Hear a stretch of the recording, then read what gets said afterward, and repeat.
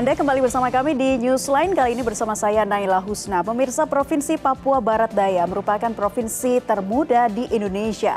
Meski masih berumur 1 tahun, geliat pembangunan terus digenjot. Mulai dari kesehatan, pendidikan, serta infrastruktur lainnya terus berjalan. Untuk menekan inflasi juga tetap dijaga oleh pihak Provinsi Papua Barat Daya agar perekonomian berjalan normal.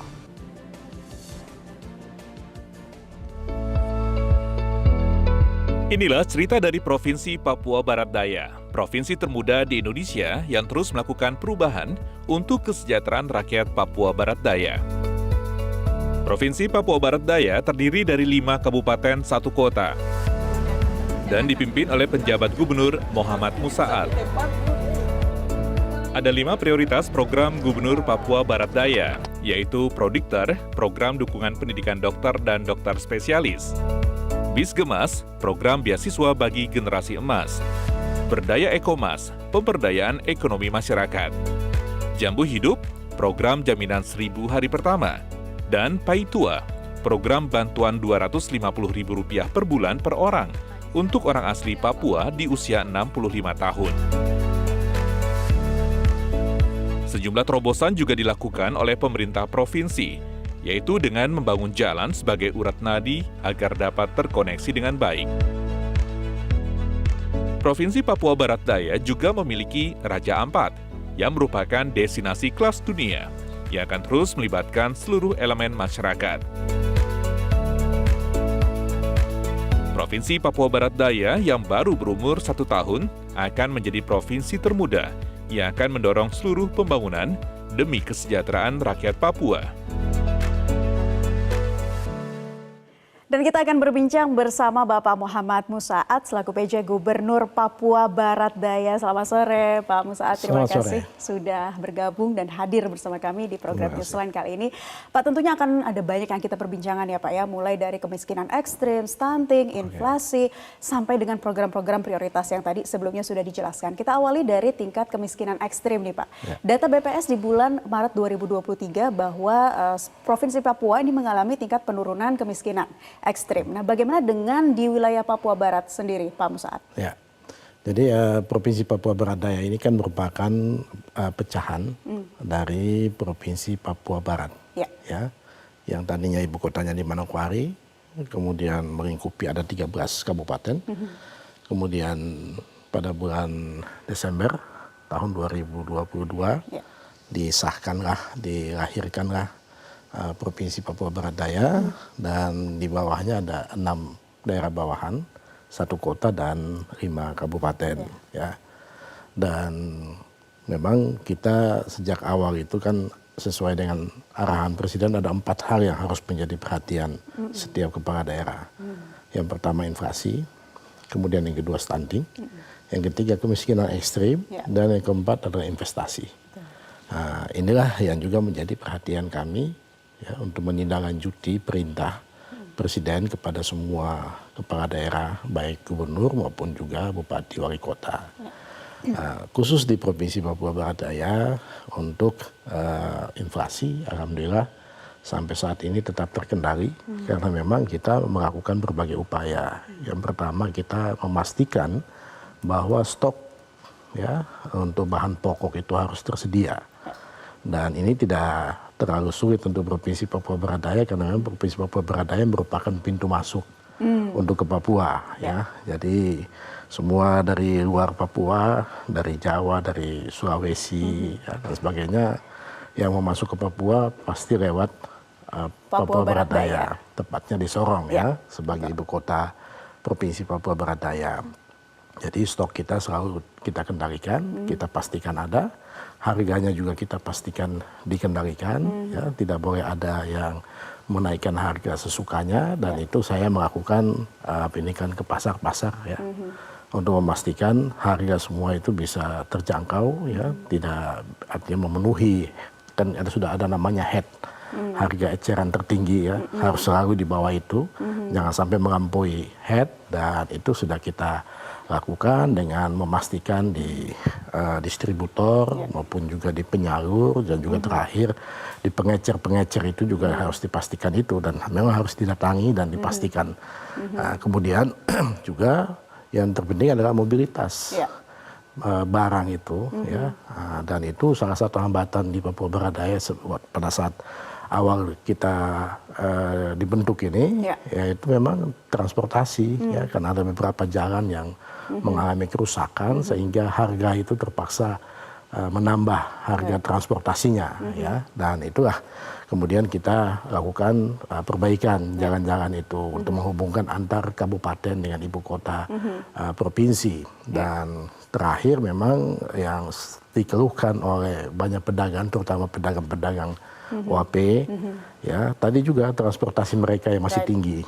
Nah, itulah kemudian kami juga menyiapkan mobil angkutan khusus untuk mama-mama penjual di pasar, ya, sehingga pengeluaran mereka untuk angkutan itu sudah seperti disubsidi lah oleh pemerintah. Itu beberapa upaya yang kita lakukan dan alhamdulillah sampai saat ini masih terkendali. Terkendali dan terus berjalan. Jadi tadi belusukan ke pasar, kemudian juga mobilitas ya, transportasi juga terus ditingkatkan. Terus juga ada kita lakukan pasar-pasar murah ya dan sebagainya yang itu.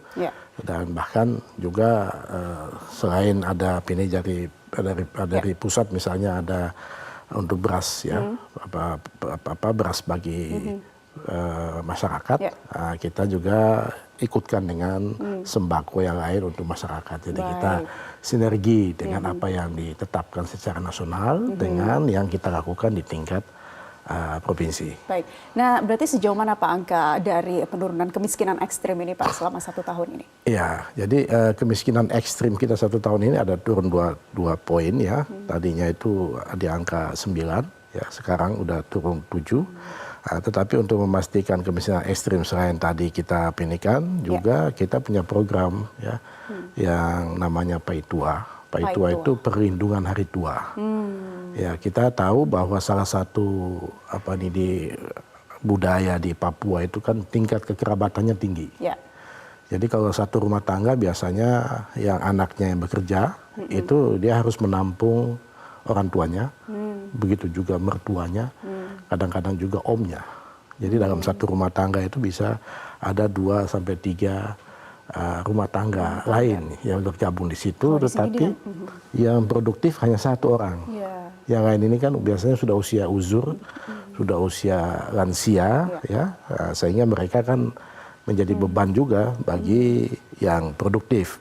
Oleh karena itu kita luncurkanlah itu Paitua, ya, dan Pak Wapres waktu berkunjung ke Papua Barat Daya sudah kita canangkan, setiap orang kita berikan 250.000 setiap bulan yang berusia 65 tahun ke atas.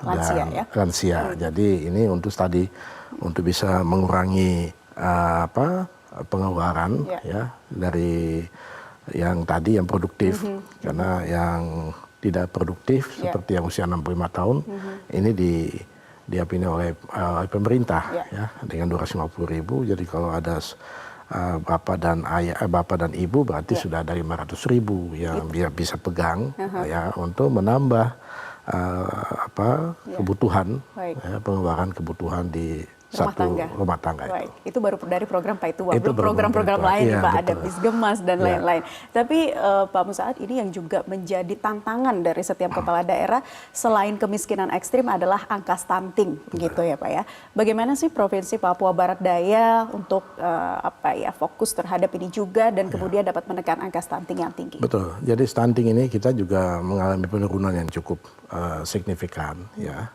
dari sebelumnya itu bisa mendekati 30% ya stunting, kemudian bertahap diturunkan dan terakhir kemarin data yang dikeluarkan itu kita tinggal 18%. Ya. Tinggal 18%. Ya, jadi berbagai upaya kita lakukan, ini kolaborasi juga ya dengan berbagai, dan kami berterima kasih juga beberapa waktu lalu ibu-ibu OASE,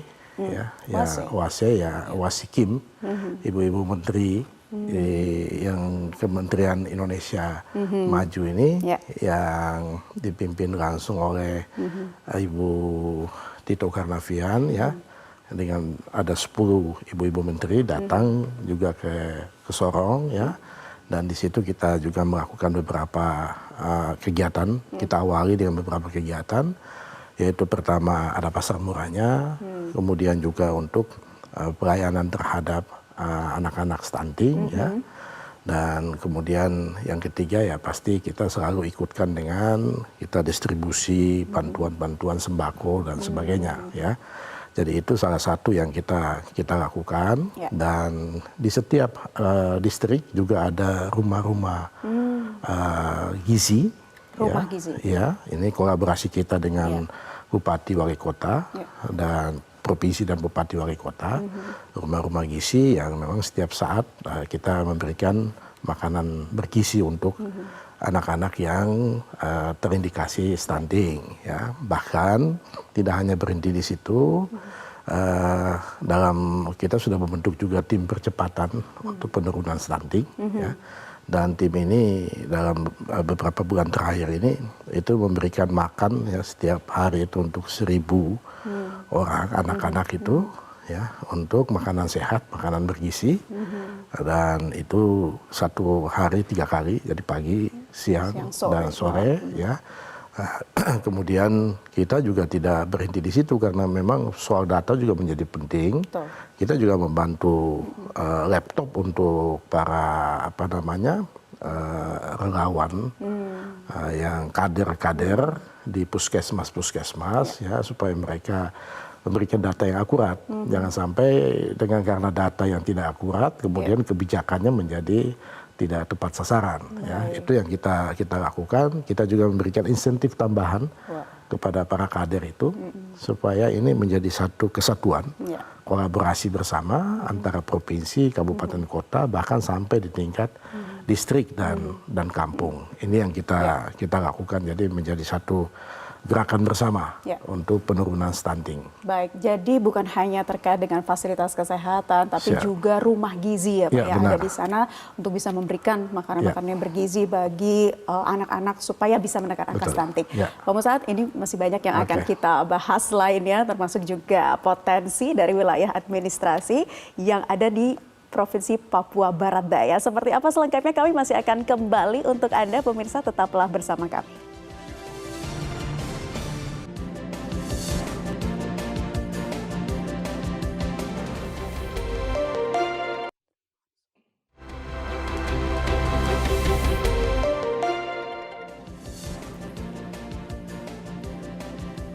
Kembali lagi bersama kami di Newsline, dan masih juga bersama kami ada PJ Gubernur Papua Barat Daya, Bapak Muhammad Musaat. Pak, tadi kita sudah berbincang mengenai tingkat kemiskinan ekstrim yang menurun ternyata ya Pak ya, kemudian juga stunting. Nah, sekarang kita pengen bahas mengenai realisasi investasi nih Pak. Di triwulan pertama sampai triwulan ketiga dan memasuki triwulan keempat ini seperti apa?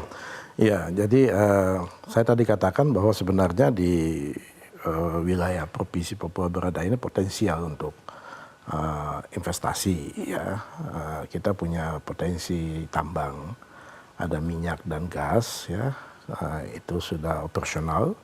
Kemudian juga ada potensi tambang yang lain, nikel. Ya. Di Raja Ampat ada pulau namanya Pulau Gak, itu tempatnya nikel.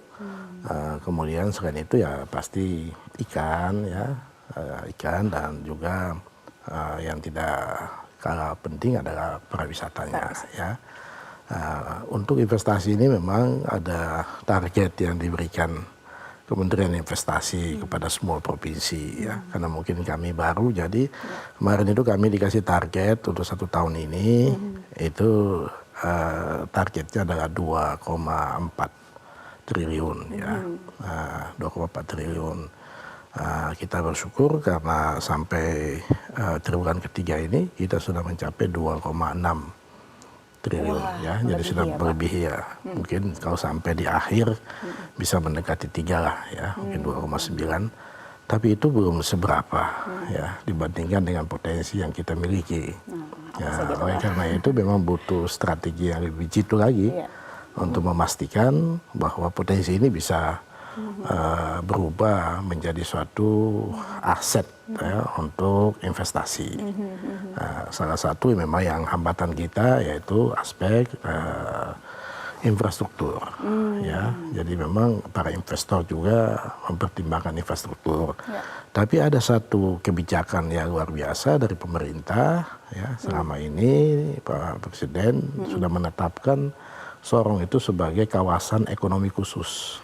Jadi itu sebenarnya peluang ya yang harus kita manfaatkan untuk pengembangan investasi ya, kawasan ekonomi khusus. Nah, hanya memang ada kendala-kendala kita tadi yang saya katakan itu, kendala-kendala infrastruktur, dan yang kedua juga ada satu soal yang memang menjadi kendala umum di satu tanah Papua, yaitu urusan tanah.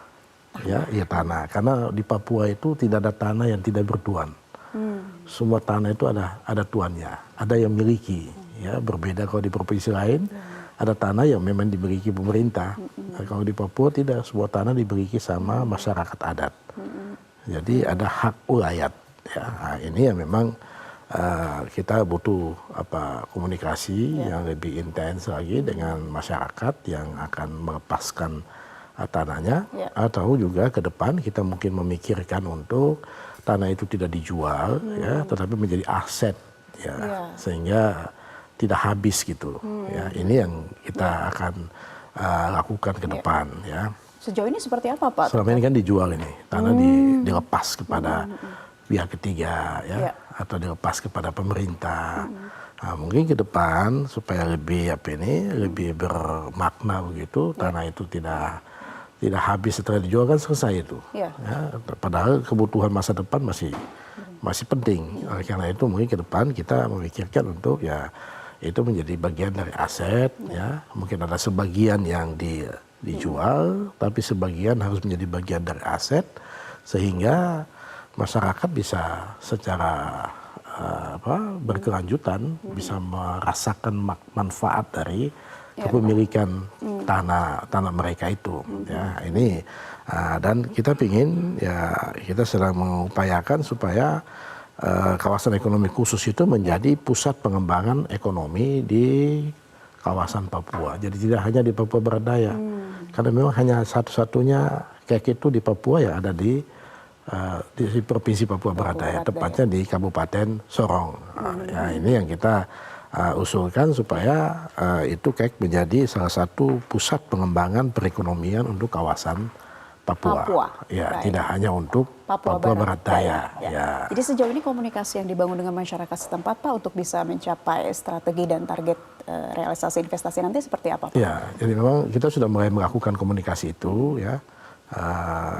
Dan banyak di antara teman-teman masyarakat adat itu yang menyambut baik ya. Ini akan kita lanjutkan lagi karena kan ketika baru 1 tahun ini kemarin memang habis waktu kita untuk menyelesaikan hal-hal yang bersifat administratif ya. Bagaimana pengisian pegawainya, bagaimana susun strukturnya, itu yang bersifat administratif. Mungkin tahun kedua karena saya dipercayakan untuk melanjutkan kepemimpinan ini untuk tahun kedua, mudah-mudahan itu menjadi bagian agenda yang akan saya lakukan dengan masyarakat setempat. Baik Pak, kita masih akan berbincang lebih lanjut ini Pak di segmen berikutnya terkait potensi yang dimiliki Papua Barat Daya dari masing-masing wilayah administrasinya termasuk juga sektor pariwisata. Kami akan kembali untuk Anda sesaat lagi.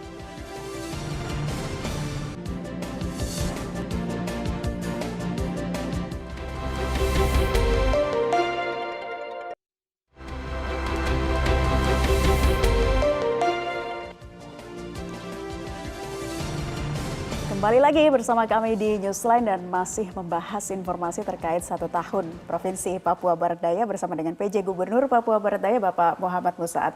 Pak, kita lanjutkan kembali nih ya Pak ya, terkait potensi yang dimiliki tentunya dari berbagai wilayah administrasi termasuk sektor pariwisata dan yang selalu ditunggu-tunggu dan yang menjadi milik bukan masyarakat Indonesia saja tapi milik dunia adalah Raja Ampat. Seperti apa Pak?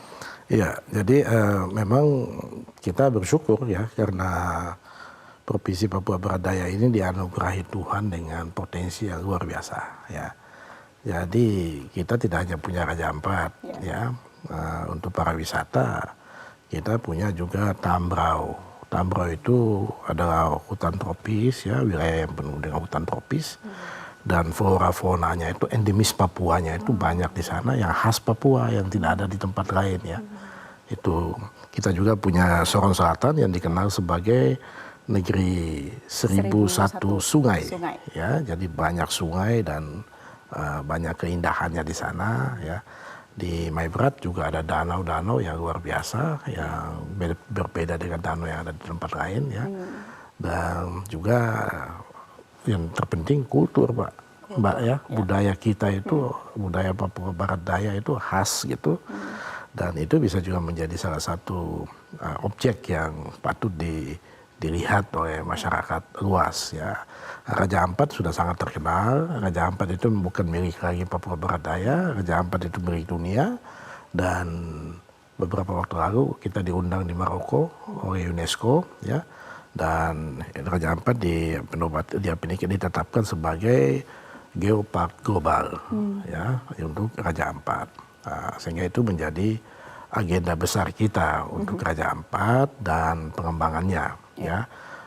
Tapi banyak destinasi lain yang perlu dikunjungi. Tapi yang ingin saya katakan bahwa mungkin image terhadap Papua pada umumnya, khususnya Papua Barat Daya, yang harus dirubah oleh masyarakat Indonesia, ya, bahwa Papua Barat Daya atau Papua pada umumnya itu ya mungkin masih ada yang di blow up, ya negatif-negatifnya, ada konflik, kemudian ada malaria, ya, yang kemudian membuat banyak orang takut akhirnya, ya. Padahal silakan datanglah ke Papua Barat Daya, di ibu kota Papua Barat Daya, di kota Sorong misalnya, dan bisa lihat bahwa tidak bedanya juga dengan ibu kota provinsi lain di Indonesia yang sudah duluan ada, ya. Kalau ke Raja Ampat ada anekdot di sana bahwa kalau kita mau lihat surga harus meninggal dulu, tapi kalau mau lihat surga tanpa meninggal datanglah ke Raja Ampat. Ya, itu ada surga kecil yang jatuh ke bumi, itu ada di Raja Ampat. Oleh karena itu saya menghimbau juga kepada semua masyarakat, ya, bahkan di mancanegara juga untuk mari datang, saksikan, lihat sendiri, ya. Jangan juga terpancing dengan isu-isu negatif yang dibangun oleh kelompok-kelompok tertentu, ya, yang mungkin tidak menginginkan itu Papua untuk berkembang, ya, di bawah Negara Kesatuan Republik Indonesia. Nah, ini menjadi opini kita bersama, ya, menjadi komitmen kita dan harus kerja bersama kita untuk semakin mempromosikan kepada semua pihak di Papua itu aman, ya, nyaman, ya, dan kalau di Sorong ya tidak bedanya dengan kota-kota besar yang ada di Indonesia lain, ya. Dan kita terus juga menyiapkan sumber daya manusia yang handal, ya, dengan tadi beasiswa generasi emas kita, ya. Ada juga yang kita akan vokasi untuk pendidikan pariwisata. Saya sudah kerjasama dengan lembaga pendidikan di Swiss, ya, dan juga nanti di Jepang, itu untuk mempersiapkan SDM Papua Barat Daya, yang kemudian mereka bisa ikut, ya, membangun daerahnya secara positif, dan itu akan memberikan itu yang kita sebut dengan generasi emas kita, untuk ke depan mereka akan siap untuk jadi dari sektor pendidikan, sektor kesehatan itu juga sumber daya manusia ke depannya akan terus ditingkatkan, ya, Pak. Terakhir singkat saja, Pak, harapan Bapak untuk Papua Barat Daya ke depan. Jadi kami punya tagline di Papua Barat Daya sejak saya ditunjuk sebagai gubernur, yaitu kita orang kuat karena torang satu. Artinya kita harus bersatu, ya. Kita tinggalkan perbedaan-perbedaan. Di Papua Barat Daya itu miniaturnya Indonesia. Jadi semua suku, semua agama, ya, di dalam kita sendiri di Papua sendiri itu ada banyak suku, ya. Tapi mari kita bersatu, ya, karena ini kekuatan kita untuk membangun Papua Barat Daya. Apalagi ini provinsi baru, pasti butuh effort yang lebih besar. Karena itu dengan semangat kita orang kuat karena orang satu, saya yakin ke depan kita akan lihat itu keajaiban Semoga. dari timur Indonesia. negeri matahari terbit. Semoga itu juga tentunya menjadi harapan kita bersama ya Pak ya untuk Papua Barat Daya ke depan. Tadi sekali lagi tagline-nya Pak, kita orang kuat karena torang satu. Okay. Terima kasih PJ Gubernur Papua Barat Daya Bapak Muhammad Musaat sudah bergabung bersama kami di Newsline. Dan pemirsa, demikian informasi yang dapat kami sampaikan untuk Anda kali ini. Tetaplah bersama kami, program Metro TV lainnya akan kami hadirkan untuk Anda sesaat lagi. Sampai jumpa.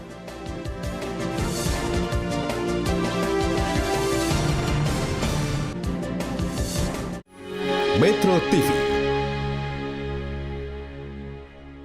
Jelajahi cara baru mendapatkan informasi. Download Metro TV Extend sekarang.